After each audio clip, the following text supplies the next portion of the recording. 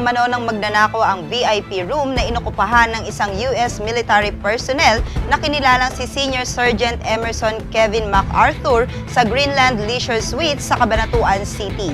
Ayon sa report ng Cabanatuan City PNP, malamang na dumaan sa bintana ng kwarto ang hindi nakilalang sospek.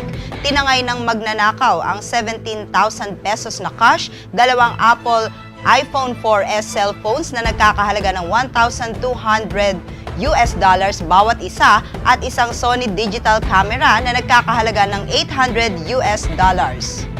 Samantala sa San Jose City, isang lolo ang inabangan at hinold up ng riding in tandem makaraang makapag-withdraw ng mahigit kalahating milyong piso.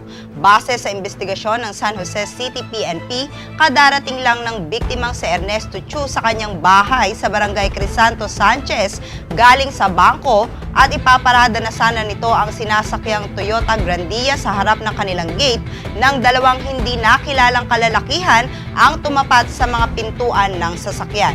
Isa sa mga sospek na nakasuot ng gray jacket na armado ng kalibre 45 pistola ang bumaril sa kanang bintana ng sasakyan.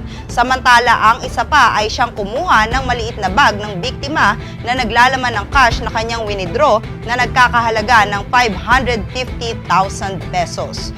Lula ng isang motorsiklo na walang plate number ay tumakas ang mga sospek papunta sa Barangay Sibut.